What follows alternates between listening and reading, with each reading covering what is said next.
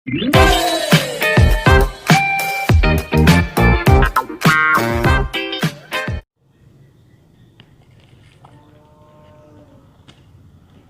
siswa memperoleh nilai 91, 88, 86, dan 78 untuk 4 mata pelajaran. Berapa nilai yang harus diperoleh untuk mata pelajaran kelima agar dia memperoleh rata-rata 85? Oke, yang pertama di situ diketahui rata-rata. Jadi kalau misalnya rata-rata kita tulis dulu ya teman-teman di sini. Rata-rata itu simbolnya adalah X, ada garis di atasnya di sini namanya X bar bacanya gitu ya. Nah, rata-rata itu rumusnya adalah jumlah data dibagi banyak data. Nah, itu rumusnya. Kemudian kita aplikasikan ke soal. Yang pertama di situ diketahui bahwa nilainya 91 kita tulis. Jadi nilainya 91.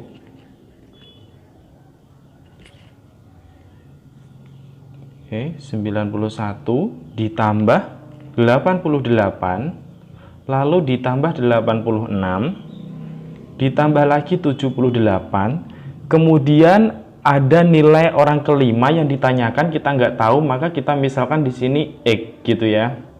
Oke, maka ini dibagi dengan banyaknya data. Jadi banyaknya data ada berapa mata pelajaran? 1, 2, 3, 4, 5. Jadi di sini dibagi 5. Ketemunya itu udah diketahui di situ bahwa rata-ratanya harus menjadi 85. Kemudian berarti kita hitung dulu di sini 91 ditambah 88 ditambah 86 tambah 78 itu sama dengan 343 ditambah X dibagi 5 sama dengan 85. Nah, setelah itu di sini 85 itu sama dengan 85/1 ya. Oke, setelah itu maka yang kita lakukan adalah kita kalikan silang. Jadi ini dikali ini sama dengan ini dikali ini gitu ya. Oke. Kita kalikan dulu di sini berarti 343 plus X dikali 1 berarti tetap 343 ditambah X sama dengan 85 dikali 5 yaitu 425. Maka kita bisa mencari nilai X, X-nya yaitu 425 dikurangi 343. Jadi X-nya ketemunya 82. Jadi di situ jawabannya yaitu D.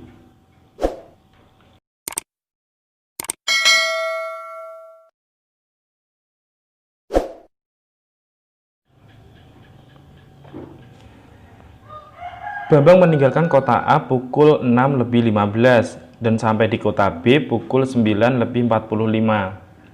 Jika dia mengendarai mobilnya dengan kecepatan rata-rata 60 km per jam dan dia beristirahat 1 jam untuk makan, berapa kilometer jarak A ke B? Baik teman-teman, yang pertama di situ kita sudah tahu bahwa di soal diketahui waktu. Oke, kita tulis waktu. Waktu itu simbolnya adalah T ya. Waktu itu simbolnya T dan di situ waktunya adalah dia tiba jam 9:45. Kemudian dia berangkatnya pukul 6:15. Maka kita kurangi aja di sini. Berarti di sini menit dengan menit ya, kemudian jam dengan jam ini 3. Jadi perjalanannya dia membutuhkan waktu 3 jam 30 menit. Kemudian di situ diketahui bahwa dia istirahat. Nah, istirahatnya yaitu selama 1 jam. Maka dipotong istirahat tinggal 2 jam 30 menit. Nah, 2 jam 30 menit itu artinya 2,5 jam atau sama dengan dijadiin pecahan biasa 5/2 jam. Nah, jadi kita udah tahu waktunya di sini adalah 5/2. Kemudian di situ diketahui kecepatan kecepatan itu simbolnya yaitu adalah V dari kata velocity ya. Di situ diketahui yaitu 60 km per jam. Terus yang kita lakukan adalah kita disuruh mencari jarak. Jarak itu simbolnya adalah S. Jarak itu simbolnya adalah S. Rumusnya adalah kecepatan dikali waktu. Jadi ini adalah rumus dari jarak. Setelah itu tinggal kita kalikan. Jadi di sini bahwa kecepatannya sama dengan 60, udah tahu ya kecepatannya ini.